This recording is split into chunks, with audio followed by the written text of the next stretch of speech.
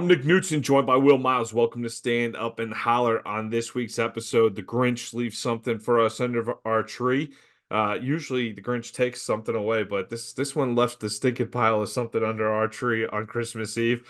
You got a couple new coaches coming into town. We'll discuss those new coaches, and we will wrap up discussing the college football playoff. We'll do a short preview of both Bama and Michigan, Texas and Washington. Will, how's it going, man? How was your Christmas? Not too bad. It's been a good time here. We're still up in Philly. It's getting rain today, which is weird. At least it's not snowing, I suppose. But yeah, a lot of fun with family. Just get to sort of hang around, relax a little bit, and it's always fun to do one of these episodes and talk through what's going on with the program. So I did want to remind everybody, like and subscribe to the podcast channel here. If you're on iTunes, go ahead and leave a review. Those sorts of things help us out. Don't cost you anything. So hit that like button, hit that subscribe button. Help us out, and we appreciate it. Let's jump right in here. Number 7 transfers to the dark side. Well, I'm sure I'm like a lot of college football fans here, where the transfer portal has really desensitized me to the concept that players come and go every year. I'm getting more used to that concept, but this is not any other transfer. And I saw some people spinning it as that in terms of, hey, the guy wants to go where he wants to go. But with 7 going where he's going, if you don't understand what that rivalry means, Will, I would encourage you to attend that game next year in Jacksonville just to feel a little bit of what that rivalry is in person, because Florida and Georgia means something.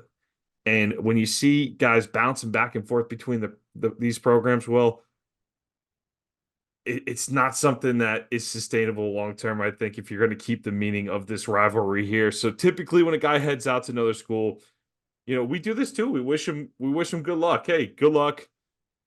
Didn't work out. Okay. This one's different though. This one's different. You could have chose to go anywhere you wanted in the country. Any school would have gladly welcomed you. A player of that caliber could have walked in the door of any top 10 school in America, made his demands, and had them met.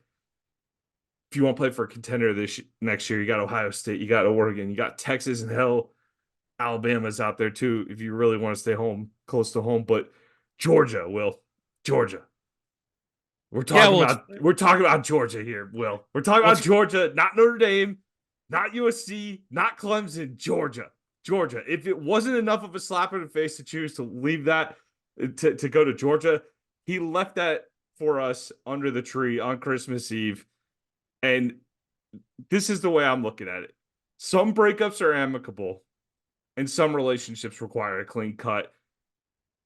If you want to do this type of thing, this is a clean cut type of a relationship. So you're either a Gator or you're Gator bait. We need to bring that mentality back. That should be the policy going forward. None of this Gator for life garbage as you're walking out the door.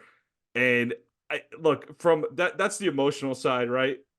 Running back is a replaceable position. You do have plenty of talent in that room. You don't have ETN talent, but you have plenty of talent in that room. And here's the part I found interesting. Georgia, if you go back under Kirby Smart here, Will, the last 3 years, there hasn't been a running back that's averaged more than 13 carries per game. There hasn't been a running back in that room. Florida, their top 2 backs averaged 12 and 9 last year with 2 and 7, and then 13 and 11 this year. It's almost the exact same split up at Georgia. So if you're doing it for playing time, you're doing it for that's an interesting thing, because no back has rushed for more than 96 carries since 2019 up at Georgia, and no back has topped 200 carries since Nick Chubb did it in 2017 for Georgia. So Georgia runs the same type of split with Kirby Smart, and we know that backfield's loaded up there. So interesting decision overall, Will.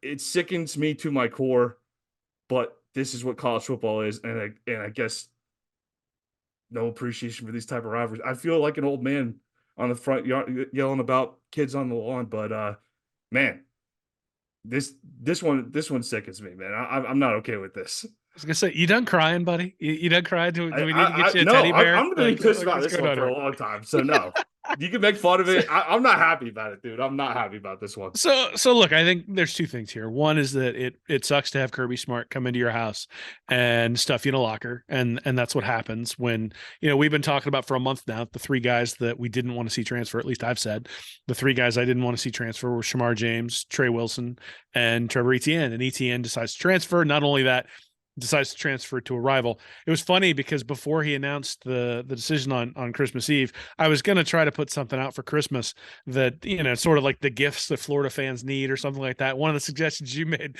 was a stab-proof vest for when ETN sticks a knife in our back. And then right as I was sort of writing the thing up, or at least outlining the thing, he announces, and I was like, I'm depressed enough. I don't feel like doing this right now. But look, I think when Kevin Durant went to the Warriors, like everybody said, that's a bitch move. And he went there and he won championships and nobody cares. Durant gets zero credit for winning those championships. And ETN just needs to go in eyes open that that's really what he's walking into. Georgia may win the national championship next year and he'll get a ring and that'll all be well and good, but he won't have participated in building something. And Georgia can fail to win a national championship, and then ETN is a part of that failure. So really there's only downside for ETN going to Georgia, unless, like you said, he's going to get more carries, or if it's a faster path to the NFL, he's going to have some ability to showcase something that he can't at Florida. Now, I do think Georgia's offensive line is better, and I think he showed a real proclivity to be able to, when he was kept clean, really hit some explosive plays. Will those materialize in Georgia? Yeah. Same time, I agree with you. Like, you go to Georgia, dead to me, right? And it's like, you were a Gator, that's fine. You're not anymore. And I'm not rooting for you, and I don't want you to do well at Georgia. It doesn't mean that I want you to get injured. I don't want that to happen. But I hope that ETN struggles, and I hope that Georgia struggles. And that's sort of the way that I want that to go. And that's just the reality. Like, it's not like he's sitting there rooting for Florida next year. So why should we be sitting there rooting for ETN? Now, look, if you've gone to Oregon, yeah, I want to see him do well. If you've gone to Texas, yeah, until they play Florida, yeah, I'd like to see him play well. But yeah, it's a rivalry. Now, the one thing I will say is that if you get enough inter-program migration here in the transfer portal, you can kind of build up the hate, right? I mean, this is a way of actually like building up that rivalry. Now, but it's just like anything else. I mean, when Kirby comes out and stuffs Florida in a locker and wins every game by 40 points, it's not any fun on the Florida side of the rivalry. Same thing. We've been banging Tennessee's bell for, the last 30 years. And that's not even really a rivalry anymore. Like, they win and they start talking smack like we give a damn. And it's like, well, I mean, you're like 2-29 or whatever it is over the last 31 years. So it's not really a rivalry. At some point, you got to start winning. And this is the thing that gets me about, like, early signing day. There were some people who were like, oh, you're being really negative. And I'm like, look, I don't like getting my butt stuffed in a locker anytime, whether it's recruiting, whether it's transfer portal, whether it's on the field, whether it's, PR, like whatever, right? When Georgia wins a national championship, Bud Davis wrote a great article for Reading Reaction this week where he talked about recruiting being a zero-sum game, that when you take a recruit from your rival, somebody that you play every year, it's got more value because not only does that recruit make your team better, but it makes your opponent worse. And so that's what Georgia did. Georgia came in and they took a guy who makes Florida better, took him off of Florida's roster and put him on Georgia's roster. Georgia got better, Florida didn't. And to be honest, that's sort of been the story of the Florida Gators over the past decade or so, is that rivals have come into the state and they've absolutely obliterated Florida. And guys who tend to be out of state didn't grow up loving Florida, didn't grow up going to Jacksonville for that rivalry, probably don't understand the can of worms that they're opening up by making that transfer, or completely understand it and are doing it on purpose. And either way means I'm not rooting for ETN. And like I said, the joke you made about the stab proof vest, so that when he buries that knife in your back, you don't feel it. Hey, that's sort of where we are at this point, because Billy Napier is not holding on to the talent that he needs to. And you keep getting stuffed in a locker and Georgia's keep beating you on the field. You got to turn around somehow. Like, you either got to start winning on the field or you got to start winning in recruiting. If you lose both of those, well, I don't know what you want me to say other than how long until we get the next guy in here. Listen, live by the portal, die by the portal. We've gotten some good players through the portals. You think of a John Grenard, right? You think of, we've had a few good players come through the portals. You haven't seen a player of this caliber look at the University of Florida and be like, that's not a situation where I can accomplish what I need to. And this year, you can arguably, you can arguably look at Princely too and say it's similar situation, right? Going, but again, he's going to Ole Miss. You know, all right, you ended up at Ole Miss, so you had two of your top players on each side of the ball. Look at you and say, yeah, I can do better elsewhere right now. All right, but Princely went to Ole Miss. Hey, he's coming back to the swamp. We saw Diabate. We played against Diabate too. I can live with that stuff. The Georgia thing means something different. It does mean something different. And I was in the stadium when Georgia I would look I think it's well known on this show that I grew up watching Ohio State football. It came down my family moved down to Florida, got into the Gators, ended up going to school at Florida. But I know we've talked about my Ohio State watching in the past. Like, you don't mess with Michigan. That's like one of the first things you learn as a kid. That Michigan game's no joke. There's people in Columbus, Ohio that believe Ryan Day should lose his job. He's 40-3 in Big Ten play. He's lost 3 games, but they're the last 3 years to Michigan. That's untenable in Columbus, Ohio. That's the type I of got to be honest, intensity. Nick. Right That's now, I would kill for Florida being 40-3 and the 3 losses But being to that's how Georgia. delusional of that's how delusional the hatred is between those two schools. Sure. And to me, when I first started going to Florida, we're coming off. I'm 30. I'm old enough where I have to think about it now. Will I'm 37, and when I first started going, I started in 05 and I graduated in 09, and I was there during the Meyer Tebow years at Florida. We were still handling Georgia. We were riding high off the Spurrier years, and you'd hear it from the older Gators that came up through the 70s and 80s that like, hey, beating Georgia like this is unbelievable. But my entire lifetime, that's all I had known. So it is something where I didn't truly feel the hatred toward Georgia until they stormed the field. When that whole team ran on the field, I was there in the stadium in 2007, and they stopped. And again, as a college football fan, as a college football observer who can be objective, that was hilarious to watch. As a Gator, it's the moment my hatred was born for them because that's how pathetic. It was such a pathetic low move, and I just couldn't stand. I've hated Georgia since that moment, and like it's not like oh, I don't like those guys, or like I'm friends with people who went to Florida State. Like you could share a Thanksgiving dinner table with people that went to Florida State. There's mixed families that went to both. I'm not friends with anybody that went to Georgia. Will I don't have a lot of friends that went to Georgia. That is one rivalry I take very seriously. And so when you see your top running back head out up there, oh man, that's gonna be tough to see him in that jersey next year. But I'll tell you what, Fredo, man, Fredo. I just kept thinking of the Godfather with him. Just he's Fredo now, and I do think you go to Georgia, you're turning in that Gator legacy. You have a chance. You have a chance to do something at the school and be a big player that helps turn things around, and you're cashing that in for a cheap year up at Georgia. I'm not happy about that move at all. Will. Yeah, well, I mean, we said this about Lagway last week that one of the benefits of him coming when everyone else was transferring away is that clearly he understands or at least desires to be one of those people who's able to turn things around.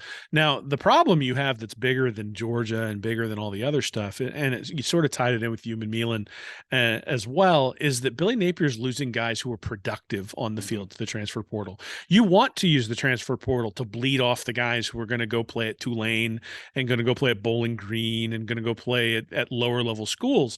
What you don't want to do is have guys who just transfer within the conference and then all of a sudden play well. And that's been the problem so far, is that the guys who've left by and large have been pretty successful. Guys like Tyron Hopper, guys like Antoine Powell-Ryland. Those are, Powell-Ryland has, I think, 10 sacks this year. That would have been really nice at defensive end for Florida to have a guy who could put up 9 or 10 sacks. And did he take a leap? Absolutely. But is that leap because he just got into a system that used him better? Well, that might be true too. So I think there's a lot of different things you can say here, but the big one to me is that, Florida has a PR problem right now in a lot of different ways. There's PR with all the flips that happened coming into early signing day. There's PR with Etienne going to an SEC rival. There's PR with Human Mealan going to another SEC school. And right now, people at Florida, at least some of the players at Florida, feel like they'll either get less criticism from the fan base and from the general media and that sort of stuff going someplace else, sort of they can go hide, right? I mean, that's part of it, is you get an awful lot of heat when you're at Florida. But the other aspect is that these guys think they have a better shot to win someplace else. That falls on Napier. That is 100% on Billy Napier selling a vision to these guys. And look, Etienne's been there for 2 years. He's watched what's happened behind the scenes. He's seen what's happened on the field, and he decided that the thing he bought into 2 years ago is not a vision that is going to come to completion. And I think that's sort of where Florida fans are, right? Is we're sitting here going, what is the vision for the organization? 3 straight recruiting classes that have been sort of bleh. And then, transfer portals that have been relatively minimalistic in terms of the guys who've been brought in and the productivity we've gotten from those sorts of things. And you just sort of look at it and go, okay, like, what is the plan? What is the overall plan? And right now, you and I have been talking about it now for months. The plan's DJ Lagway and Hope. And if you're ETN, you're sitting there saying, I got one more year. Lagway, even if he comes in and is awesome, does ETN get to experience that benefit? No, not really. So at that point, the vision that's being cast by Billy Napier does not have ETN in it. And I think that's the big problem is that typically turnarounds happen pretty quickly. They happen quickly, not just because everybody buys in, but because roster management, the roster management improves, and that just hasn't so far. So Napier's got a lot of work to do. I've been talking for a while now about the number of withdrawals that Billy Napier has been taking from the bank of the Florida fan base. And ETN leaving was an enormous withdrawal. ETN going to Georgia is an even bigger withdrawal. And so you got to start making some deposits. And at this point, it's funny because I was listening to a podcast about communication today, and the guy was talking about that you can try to teach people stuff, but at the end of the day, you're only a good communicator if they actually apply what you're trying to teach them. And I think that's the thing, is that we can talk all we want about recruiting rankings and transfers and, hey, the guys in that room really believe and all that stuff, but it only matters if you win ball games.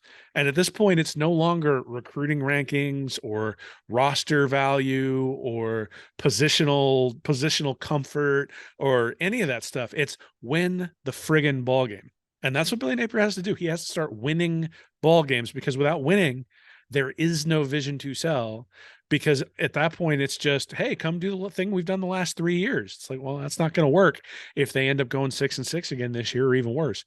So there's a lot. I mean, we need deposits. He needs to make deposits quickly. And in some ways, I think, I was joking a little bit with you today that it would be useful for Florida to have somebody who runs PR, if for no other reasons that you didn't have boosters out on X, like trying to defend the program. And Napier, obviously not that great behind the mic. He doesn't need to be, but they need somebody front and center casting a vision for the organization to go out there. Now, Saban does an awesome job casting that vision. I think Kirby Smart, not quite as much, but he's at least aggressive in doing it. Lane Kiffin does an awesome job of casting that vision while also being critical of the transfer portal and the timing and all that sort of stuff.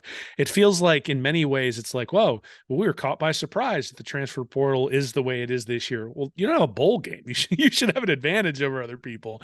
And we haven't seen that either. We haven't seen them be able to take advantage of it. So look, maybe they will. I said this a couple of weeks ago. I said, let's see where everything settles after the transfer portal period is over. I don't want to evaluate the transfer portal based on the 3 or 4 guys that they got in right now. I have my thoughts on each of them, but it's just like recruiting. Like if you've got a blue chip offensive lineman who's like in the 200s and you bring in a 5-star and you got a couple of guys in the 600s, that's an awesome offensive line class. But if that top 10 guy 5-star doesn't come in, well, now it's sort of a hum recruiting class. And if that blue chip isn't there either, now you're like, okay, the sky is falling. And yeah, it's only 1 or 2 recruits.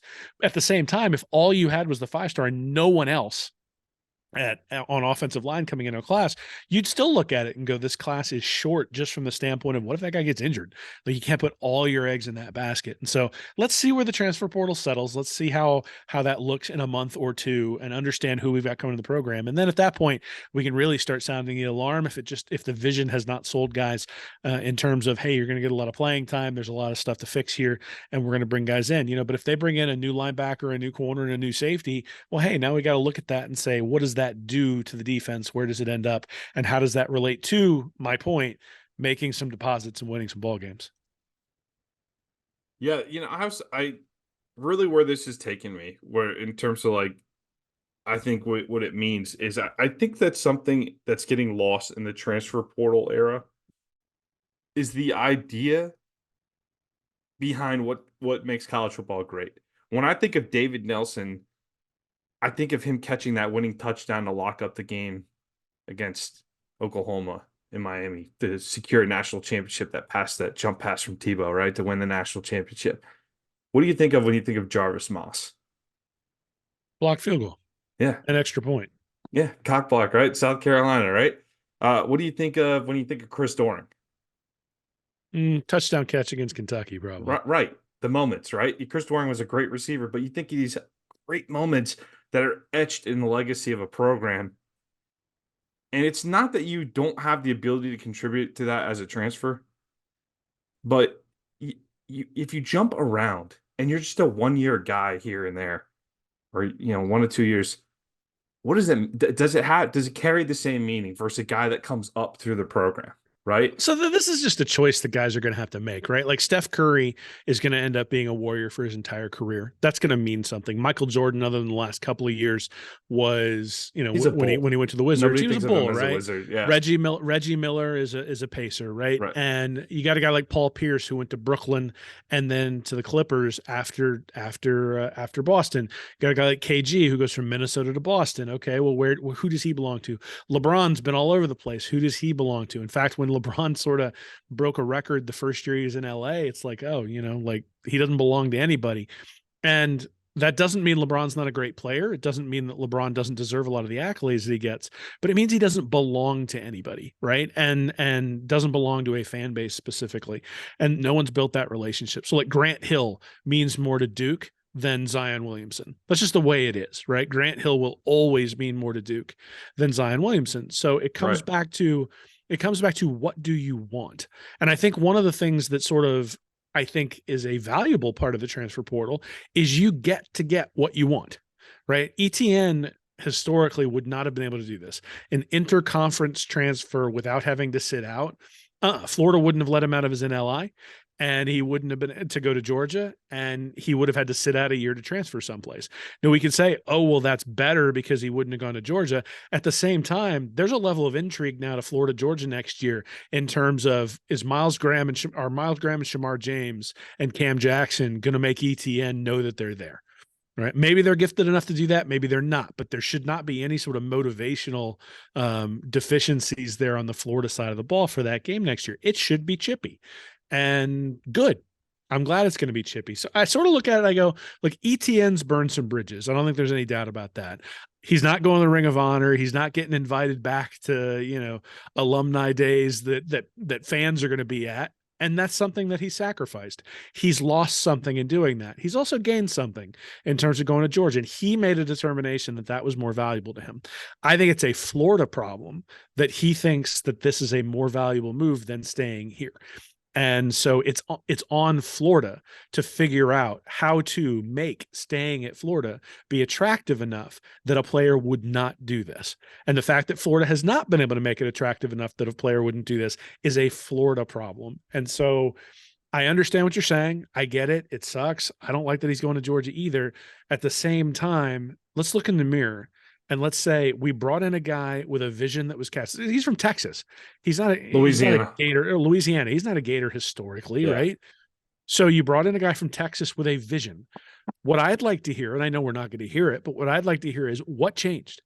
What was it about the vision that got cast 2 years ago that the promises were not delivered? And I think at that point, then it's a question of were the promises carries, were the promises development, were the promises NIL money, were the promises, just winning in general. Like, what was it about that vision that in year 3, that vision doesn't exist anymore? And, because again, I think most people want to be loyal to the commitment that they make. Most people want to be convinced they made the right decision, but somewhere in there, Billy Napier and Trevor Etienne had some sort of, 2 years ago, they were in lockstep and now they're not. So what happened? And I'm not sure that we'll get that answer. I'm not sure we'll ever know that answer, but Billy Napier should know that answer. If nothing else, he should be able to come out of this with an understanding of what happened. And now he's got to make some course corrections to make sure it doesn't happen with other guys as well. Because if Trey Wilson leaves next year after giving two good years to Florida, then what have you accomplished by having him be an all SEC freshman? you haven't really accomplished anything. He didn't actually become the all SEC player you needed to deliver things in the future. Now maybe Trey Wilson is more committed than Etienne, and you can make those sorts of arguments as well. But you and I've been talking for a long time about locking down the state. And like I mentioned Bud's article this week, he looked at the propensity of a player to transfer based on the distance his home is from campus. And as you get further and further away, the likelihood of transferring goes up. Florida has not been real effective, at least bringing in blue chip top tier talent from the state of Florida, which means they're at high risk for their best players to transfer out. And we'll see how that develops over the next year or so. Certainly it did not go well when it came to Etienne. Yeah, and certainly too, the coach you mentioned too, or it works both ways. The coaches push guys out too, but for those guys, they didn't push Etienne out. No, I know with Etienne, I know I wasn't even applying that, but I'm saying it does work both ways in the sense that it's not all the players jumping in the portal all the time. So, I mean, but and it's actually it's a healthy thing for your organization to be pushing guys out. Because if you sign 25 guys per high school class, it's 100 guys over a 4-year period. Right. You only have 85 scholarships. You're going to have some injuries. You're going to have guys who transfer out. And so you need at least 15, but you need more than that because you're going to bring in transfers every year too.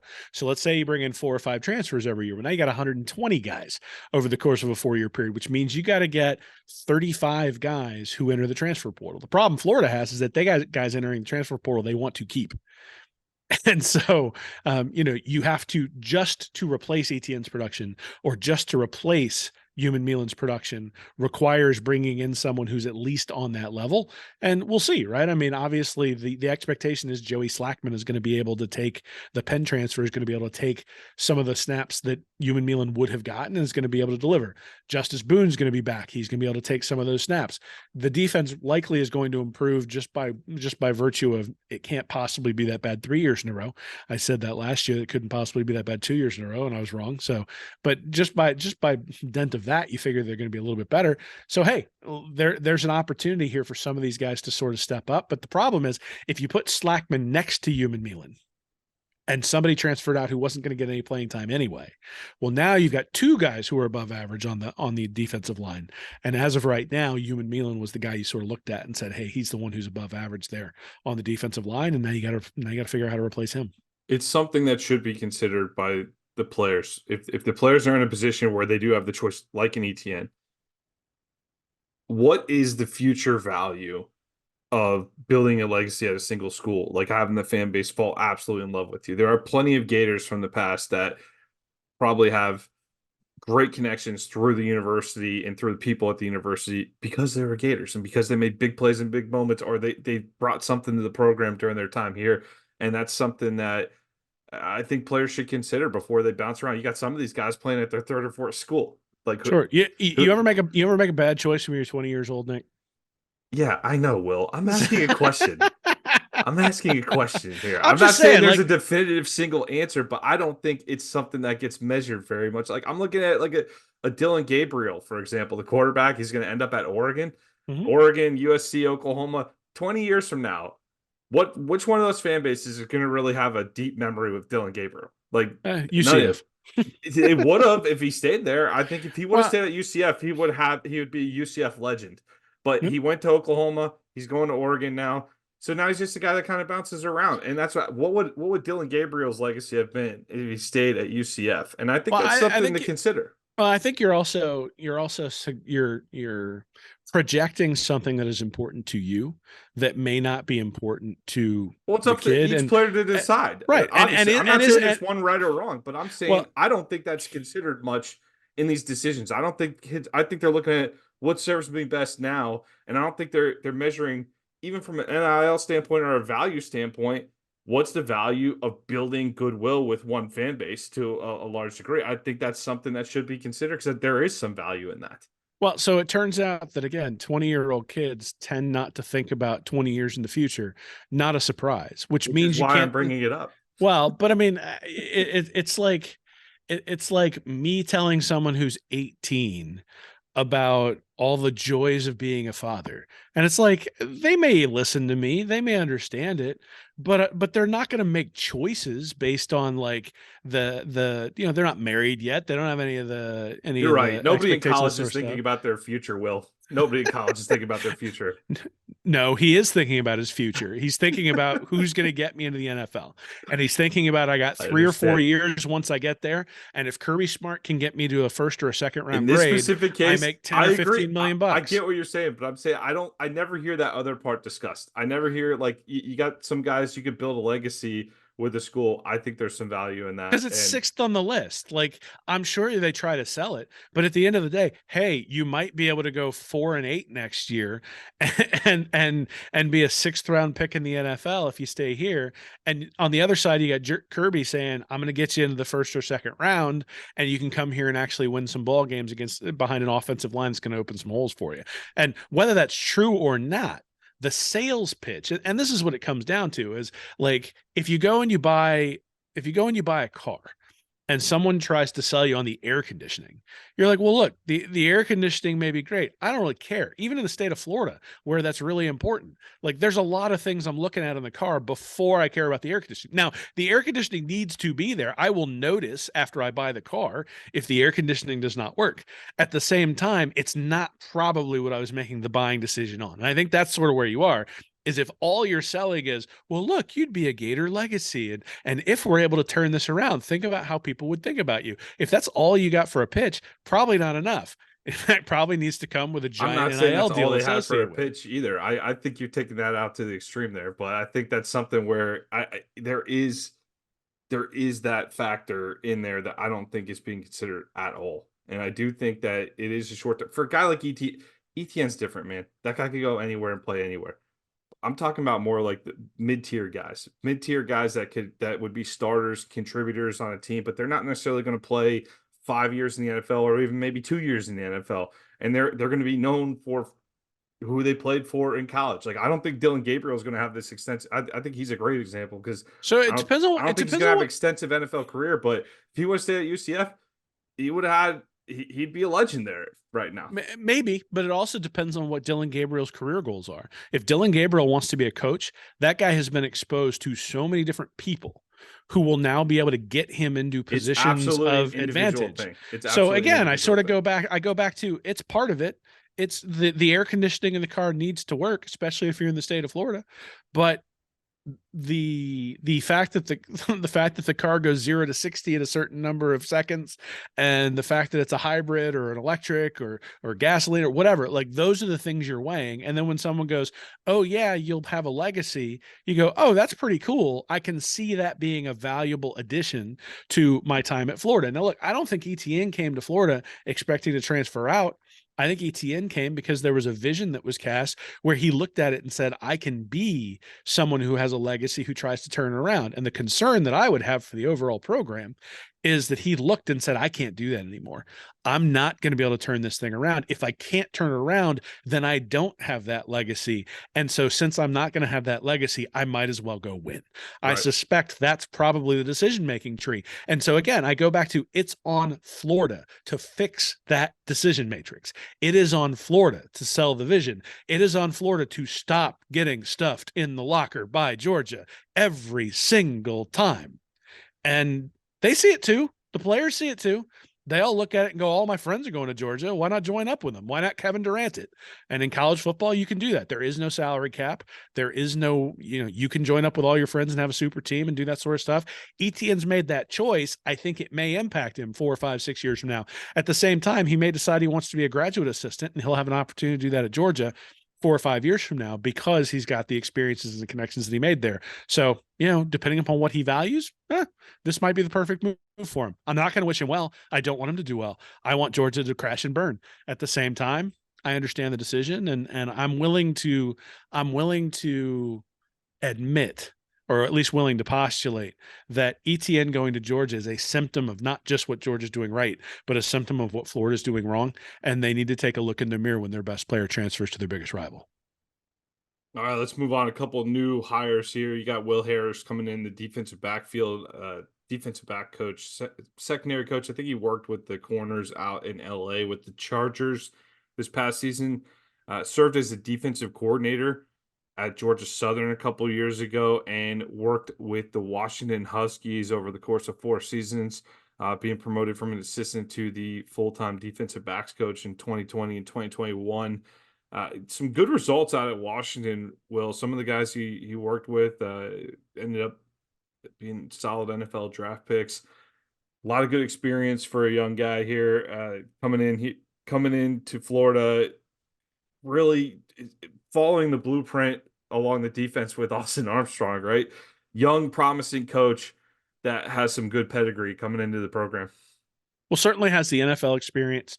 Got out of there just in time. He left, and all of a sudden, the defense was giving up 63 points to the Raiders.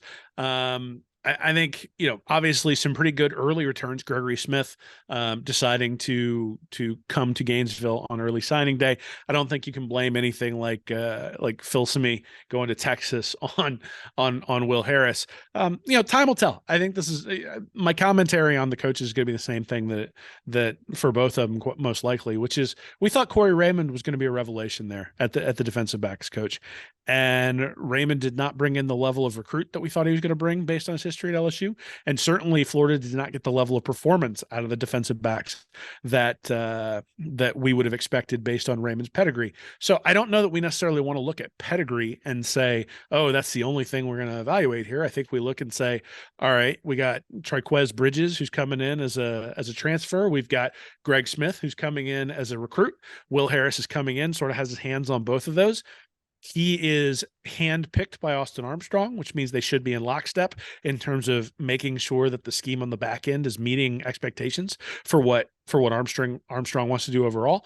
And the proof will be in the pudding. Again, this is one of those deposit things, right? I mean, Corey Raymond and Austin Armstrong took quite a few withdrawals from our bank last year, and Will Harris, through no fault of his own, is going to have to make some deposits pretty early on. There's not going to be a whole lot of patience for defensive backs who are out of position and not necessarily making plays. So, look, I think having a bigger guy like Gregory Smith will be a good thing.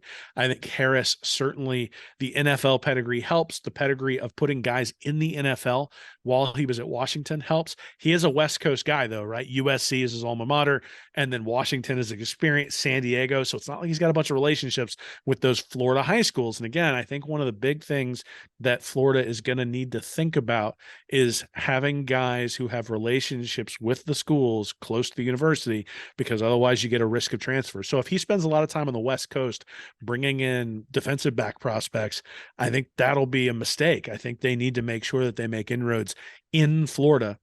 And if that means you take a little bit lesser prospect to start with, as opposed to chasing a 5-star in in Los Angeles, maybe that's a sacrifice you make early on, because that 5-star probably wasn't going to stick anyway. If history is any indication, guys tend not to come from California to Florida and last for a significant amount of time.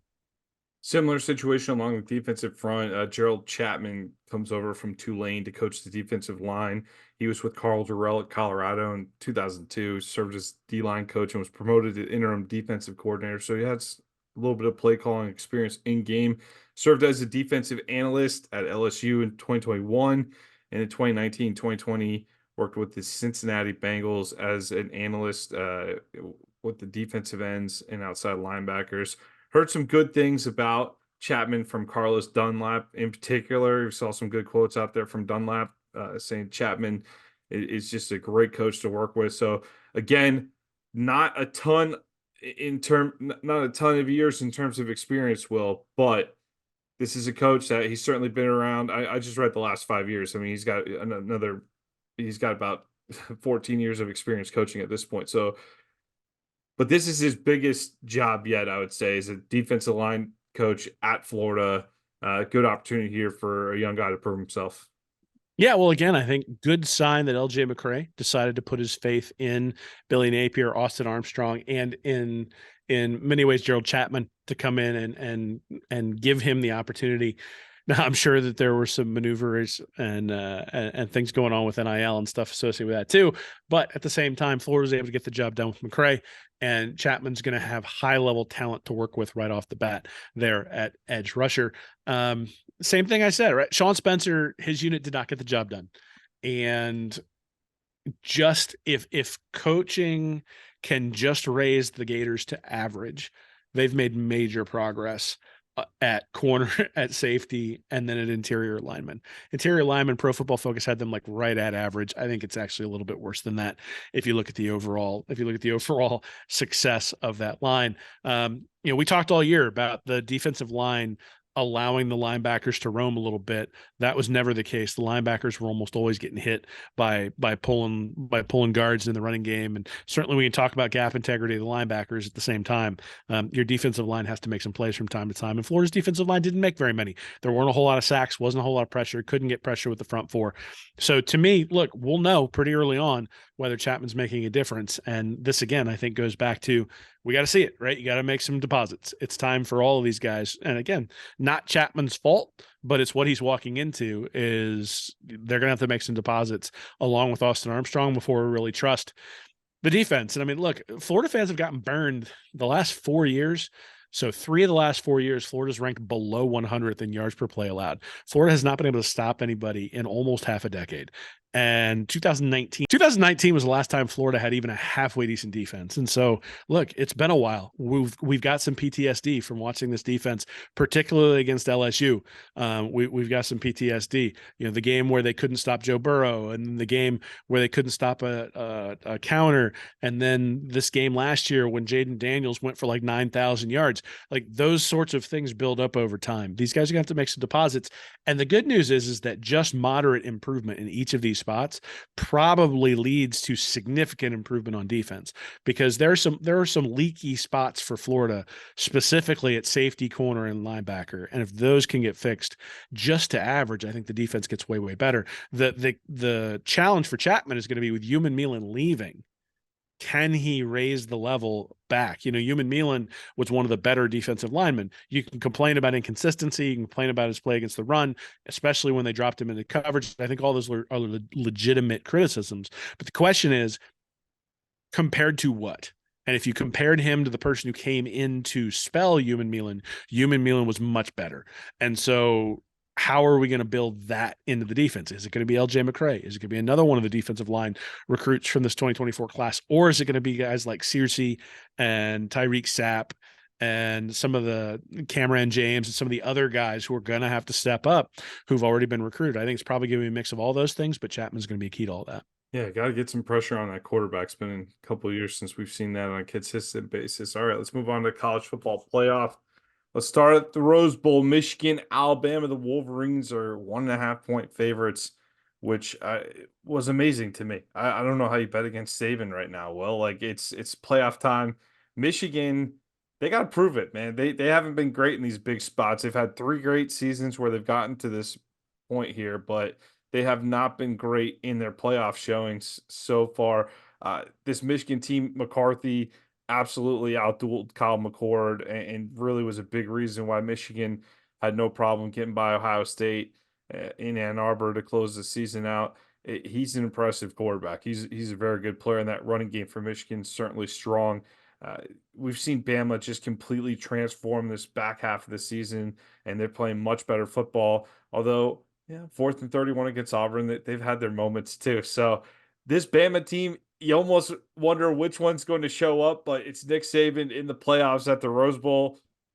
Got to think we're going to get the better version of Alabama against Michigan. So if they want to win this game, if the Wolverines want to win this game, and Harbaugh wants to get over the hump, they're going to have to really bring it against Bama.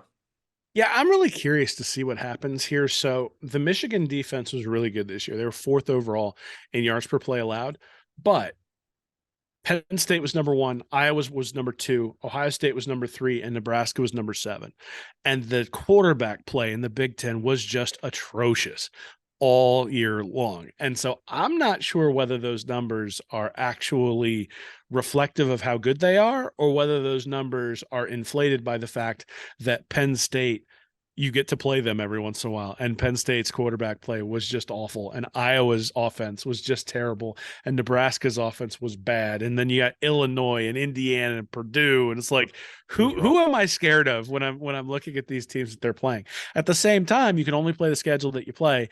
And Michigan dominated that schedule. So a really interesting point for me is if you look at the overall differential in terms of expected points added, the best team in the country was actually Oregon, followed by Ohio State, then Georgia, then Penn State, then Michigan. then Florida State, and then Alabama. And in fact, Michigan's almost twice as good as Alabama in terms of the expected points added.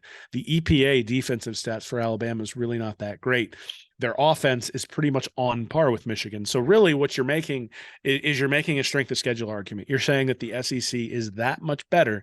The problem is that the Auburn team that Alabama almost lost to isn't really much better than some of the teams that Michigan played. So certainly Alabama can be stopped. The question is, will they? And I think this one comes down to McCarthy versus Milroe. Right. I mean, it comes down to the quarterbacks, but Milroe started out the year really, really rough.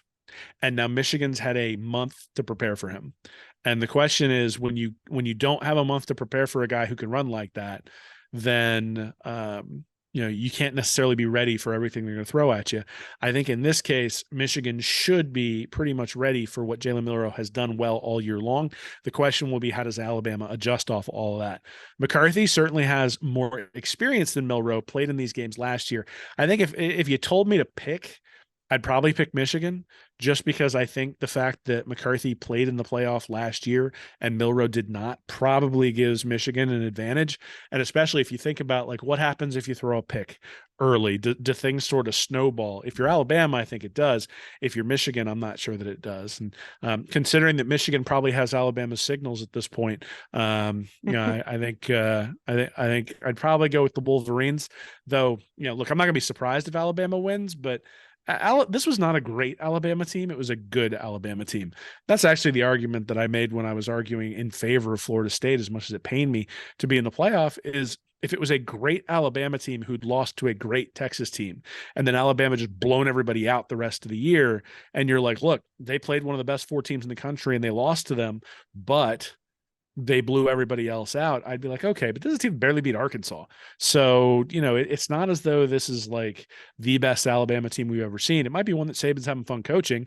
And certainly I'm sort of in some ways, if he'll retire after he wins a championship, I'd sacrifice the Alabama championship for Saban being gone. But I'm probably leaning towards Michigan in this one.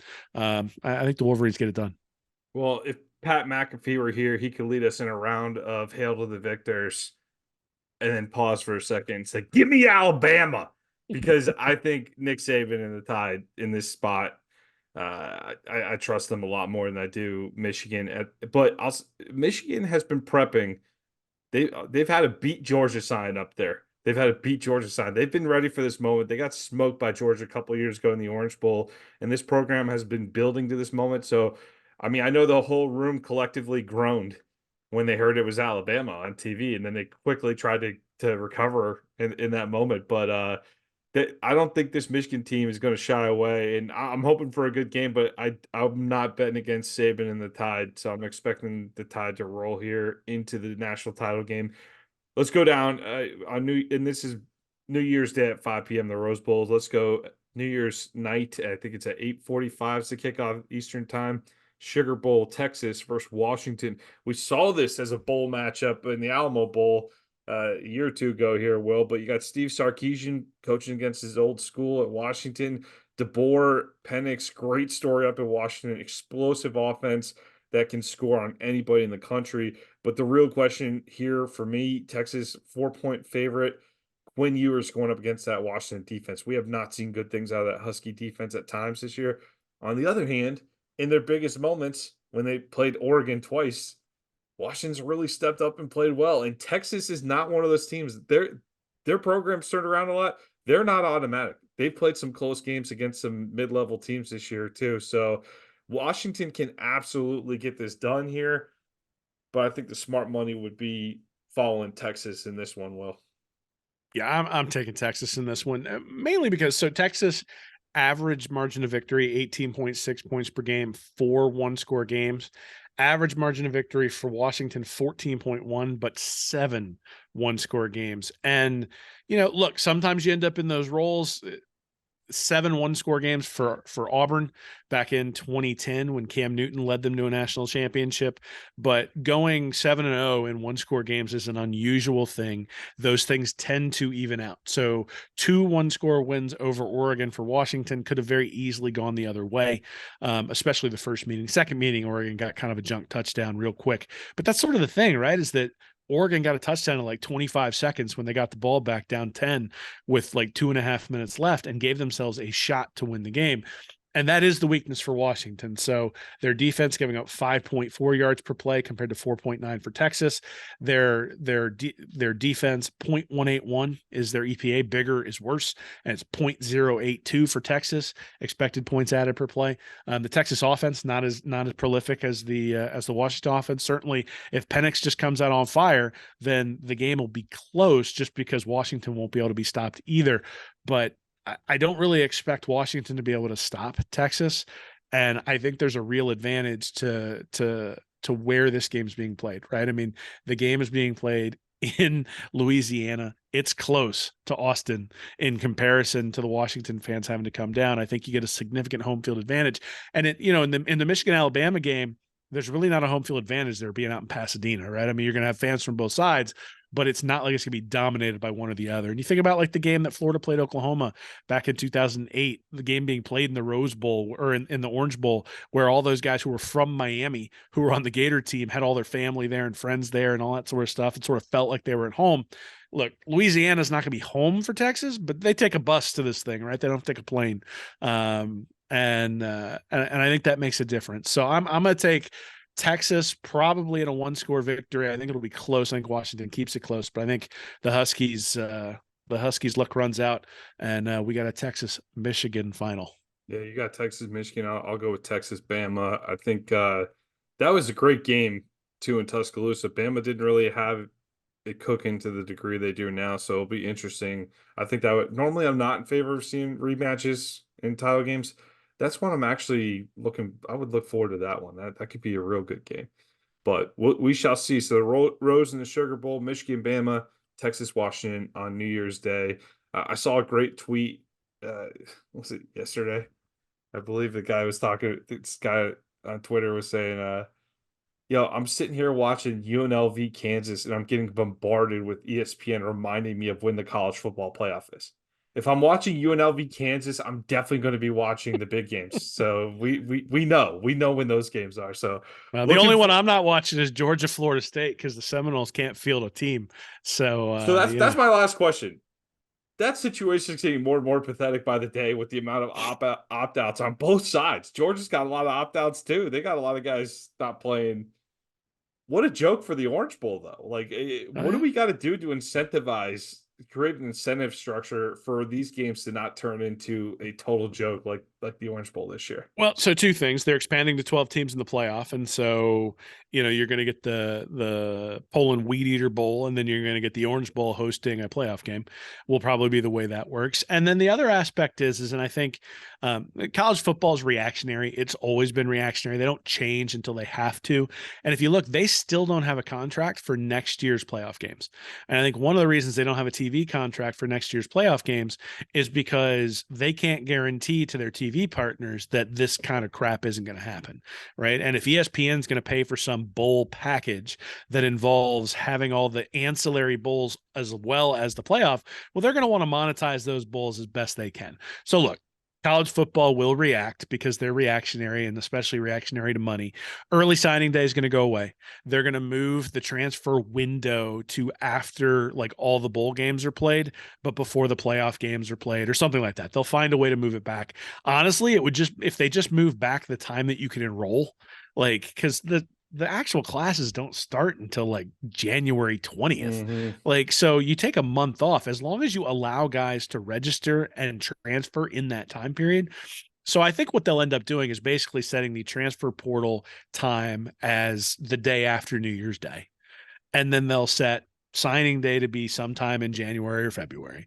And they're going to actually have a postseason, like an off-season schedule that matches after the postseason, or at least after the vast majority of the postseason stuff that's going on. And there'll just be people who end up in the playoff are going to be disadvantaged. Players there will be disadvantaged in terms of their ability to look at their options But look, that happens in the NFL all the time, right? Like coordinators who get knocked out of the playoffs early have an opportunity to interview, while the guy who's leading the team to the Super Bowl has to wait until that week between the Super Bowl and the NFC or AFC championship game to interview for head coaching jobs. And sometimes that impacts what they can get. I think it'll be the same thing with college football. I think they're just going to move everything back. And again, the reason it's earlier is actually for the benefit of the student. Like Tate Rodemaker deciding to transfer out, he's deciding to transfer out because of the timing, but the timing is where it is to give him and other programs time to look at each other and say, is this a marriage we want to consummate, and not having to do it in a day or two after the season is over. At the same time, I think Rodemaker doesn't particularly like having to make the decision that way. I think Florida State certainly doesn't like him having to make the decision that way, and college football doesn't like him making the decision that way. But ESPN really doesn't like him making the decision that way. Yeah. And so that's what happens, right? I mean, ESPN, CBS, And Florida Fox, State really whoever's cares paying about for what ESPN thinks right now. That's really what I'm thinking.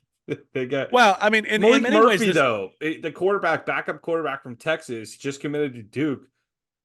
You don't think that guy wants to be on the sideline for the Sugar Bowl and the national title game potentially, and that Texas would love to have their backup quarterback? And well, nor it's should you, wild. right? I mean, like it's kind of ridiculous. It'd be like if Patrick Mahomes was a free agent after this year, and and the offseason started after the wild card round of the playoffs, and all of a sudden Mahomes just like signed with the Colts. like Yeah, like like after the first round of the really. playoffs, and now you've got, I don't even know who the backup is there in Kansas City. It used to be the kid from Michigan, Henney, who was playing with Brady, but I don't The even kid think from Henny's the Michigan, backup the anymore. old man from The Michigan. old Yeah, man from Michigan, whatever. He's a kid. He's younger than me, but actually, I think he might be a couple he years was in older. But college when I was. Yeah, I'm an old but man now. anyway, so the point is that um it's bad when your off season is at the same time as your playoff. Yeah, So if that means you got to start games in August, like August 15th, and just go, like maybe that's what you have to do. But college football's, look, a lot of changes coming. they respond to dollars. They have always responded to dollars. And in fact, in many ways, the response to dollars is usually slower, because what the slow march has been dollars into the players' pockets. And so they've drugged their feet and drugged their feet and drugged their feet, and have never changed whether it was better for their TV partners or not, because having to share that TV money with the players was a worse deal than getting a lower television contract. And now the players have become much more savvy in terms of the power that they wield. It's not a good thing or a bad thing. It just is. They have more power, more savvy. And so if I'm a player, why do I go out and injure myself trying to play for Texas when I know I'm going to play for Duke next year? Like, there's no sense in doing it. Or just And locking in your spot, getting it done with Duke, so you have a spot next year yeah, too. So so it's all that stuff is involved. So what'll end up happening is that the TV partners will yell, and there will be an adjustment made in order to do that. It'll all probably be tied in with whatever the heck happens to Florida State in terms of their lawsuit against the ACC. That may be like a 2 or 3 year endeavor to get all the way through that, or they're going to have to set up a GoFundMe for about $500 million to get out of all of the all the financial commitments that they have there. And that to me is the more fundamental thing. Is that this is so in the NFL, the Raven or the NFC South does not have a different television contract than the AFC North. mhm.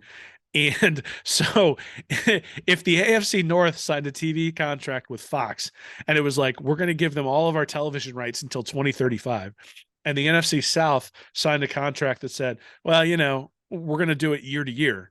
Like, yeah, there's more risk on the front end for the NFC South, but they get to renegotiate every year. That's essentially what's happened, is that the SEC and the Big Ten built opt-outs in their TV contracts, and the ACC did not. And so now you've got this weird conglomerate of teams with conferences with completely different financial pictures. And now they're trying to negotiate what a TV deal is going to look like for a 12-team playoff, but each of them has a different incentive structure. And so it's fascinating. It's stupid, but it's fascinating. And, to me, the calendar changes when the money makes it change. Yeah, slow march is the right word. It's just the whole thing's a slow march. They slowly, gradually will go into more and more playoff games likely, and I don't think we're anywhere close to where this is going to end up right now. So for those of you who are frustrated with it, I think there are going to be some loose ends cleaned up in the next few years, but the sport has definitely radically shifted for Well, the and so permanent for the future. It's a radical shift that we're undergoing right now. so look, I had a boss years ago who used to tell me that change is either an opportunity to fail. Change is an opportunity. It's either an opportunity to find an advantage or it's an opportunity to fail. Yep. And so that's what this is. This is change. And one of the things I really liked about Bud's article, and we've talked about this a little bit, is the idea that he said, I think you should have a general manager. And the reason I agree with him is that this is an economic problem now. Putting together a roster and building a roster and figuring out how to optimize the NIL dollars that you have for that roster is now an economic problem. And Billy Napier, for all of his positive qualities, is not an economic whiz kid based on training. He just doesn't have it. He's a football coach who has a degree in exercise and sports science or something like that, which is the perfect profile for someone who's going to teach people how to play football.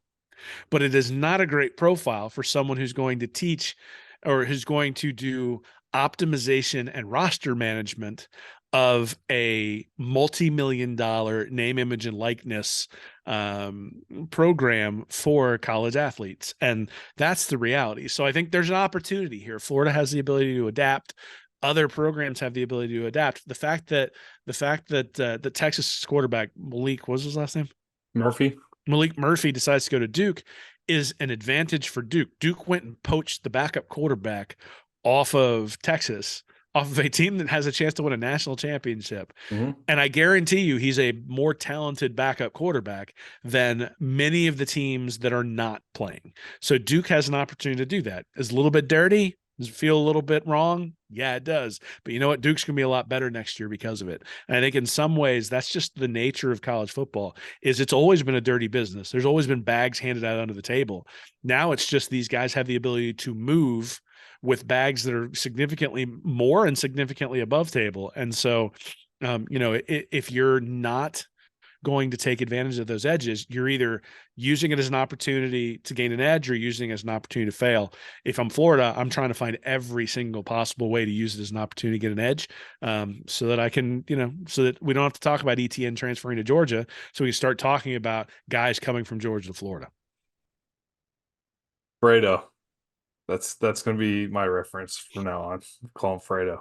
Well, all right. Well, go change the nameplate. Change it to Werfel, and then you don't have to worry about it. I think I saw Danny Werfel is offering people to send in a jersey. He'll send him an autographed jersey back with it. not a bad gig right there. Oh, good to have a legacy out of school, huh? Will, good to have good to have a legacy. Turns out at quarterback at Florida, when you win a national championship, there's quite a little value there. Yeah, you are correct. When a statue goes up of you outside the organization, you do get treated quite well. I'm going to write a letter. We'll write a letter. Scott Strickland gets plenty of letters. He probably doesn't get many about building David Nelson a statue, but I'm going to write that letter. Damn it. Let's get that going. Let's get David Nelson statue, a Jarvis Moss statue, great moments in Gator history. We'll make a whole garden out of it, man. It'll be great. Now tear down the chemistry building. Don't need that thing anymore. What's the chemistry team ranked? I don't know. They got me out there as an alumni, so they're kind of screwed. Actually, I'm chemical engineering, so they can leave that hall up. All right, for Will Miles, I'm Nick Knudsen. Happy New Year, everybody. Have a great week, and go Gators. Hey, everybody. Thanks for listening to Stand Up and Holler. If you're interested in more information from me and Nick, you can go over to readandreaction.com. You can like and subscribe our YouTube channel here at Read and Reaction. Or you can go to patreon.com/readandreaction to support us, get extra information, and we do Ask Anythings over there every once in a while as well. So check us out. Thanks for listening.